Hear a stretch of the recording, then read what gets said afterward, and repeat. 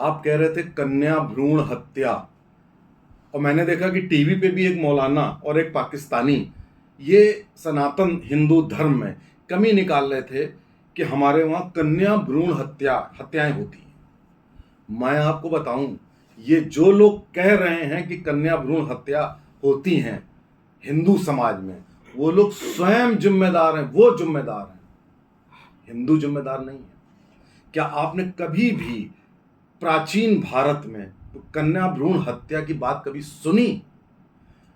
हिंदू धर्म, सनातन धर्म एक पहला धर्म है और आखिरी धर्म है पूरी दुनिया में जहां पे स्त्री पूजी जाती है, जहां पे देवियों की पूजा होती है।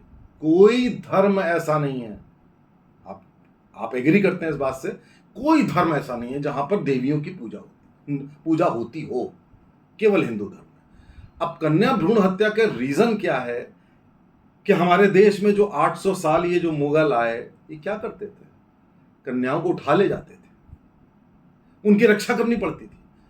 भ्रूण हत्या छोड़िए, जो घर में स्त्रियां होती थी, लोग उन स्त्रियों को मार डालते थे तलवार से कि तुमको उठा ले जाकर कि कोई बलात्कार करे, इससे अच्छा हम तुमको पहले मार दें।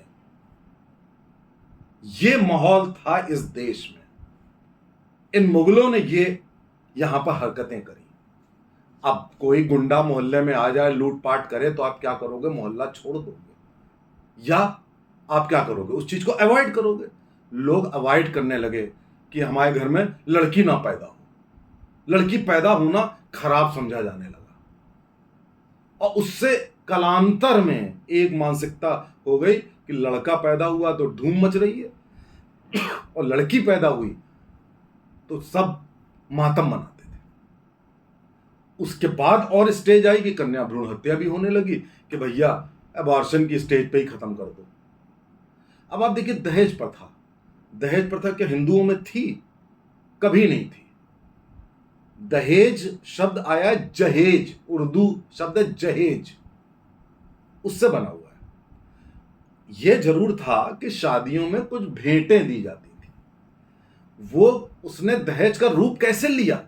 उसने दहेज का रूप ऐसे लिया कि लड़के वालों ने कहा कि अब तुम्हारी लड़की की जिम्मेदारी मेरी है, तो जिम्मेदारी उठाने के मुझे पैसे दो। उससे ये दहेज प्रथा और बढ़ती चली गई। वरना दहेज प्रथा ऐसा सच नहीं थी। आपने देखा होगा स्वयंवर हुआ करते थे राजघरानों में, कहीं भी स्वयंवर होते थे, स्त्री खुद चुनती थी अपना वर। उस देश में हमारे ऊपर एक चार्ज लगाया जाता है कन्या भ्रूण हत्या, दहेज, ये सब कुछ नहीं था। ये इन्हीं लोगों की देन है। रात में शादियां होती थी, आज भी होती। रात में शादियां इसलिए होती थी कि भैया अंधेरे में चुपचाप कर दो, भैया उठा ले जाएगा वो मुगल, इसलिए चुपके से शादियां, और दहेज ज्यादा कि भैया तुम पैसे ले लो, तुम हमारी लड़की की रक्षा तुम करना। उसी चक्कर में बाल विवाह भी थोड़े बहुत होने लगे कि भैया जैसे ही लड़की थोड़ी बड़ी हुई, तुम भैया शादी कर लो, हमारी बेइज्जती ना हो, बदनामी ना हो। आप अगर ये पाएंगे, जितनी भी हिंदू धर्म में बुराइयां, जिनको जिनको यही मुगल के जो छोड़ गए, जो मुगल भाई, कुछ लोग ऐसे थे, उन्होंने कहा कि यार बजाय ये प्रताड़ना झेलने के हम खुदा बन जाते हैं मुगल। उन्होंने अपना धर्म बदल दिया, और धर्म बदलने का फायदा ये हुआ कि उनको वो डैमेज नहीं सहना पड़ा। अब उनके वहां तो ये कहते हैं कि हमारे वहां नहीं होती कन्या भ्रूण हत्या। अरे भाई, तुम्हारे वहां तो स्त्री को खेती समझा जाता है, 4-4 शादियां होती हैं, तुम्हारे वहां तो कोई मतलब ही नहीं है। तुम्हारी क्या बदनामी होगी? बदनामी तो हमारी होगी कि हम देवी मानते हैं। तो मैं आपको केवल ये बता रहा हूं कि ये जो मौलाना टीवी पे बैठकर जो ये एक एक करके कभी कभी गिनाने लगते हैं ना, जवाब दीजिए इनको। कितनी भी बुराइयां, कोई भी आप बुराई ले लीजिए, वो बुराई जातिवाद ले लीजिए। जातिवाद बढ़ने के पीछे कारण ही मुगल है। आप मुगलों को पहले देख लीजिए, कौन मिश्रा, पांडे, तिवारी, श्रीवास्तव होता था? कोई नहीं होता था।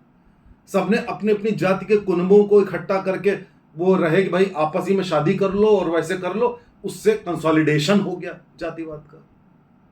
लेकिन लाख कमियां आप बता दो, लेकिन हमारे वहां हत्या, बलात्कार और वो हिंसा की कोई संस्कृति नहीं है जो आपके अंदर है।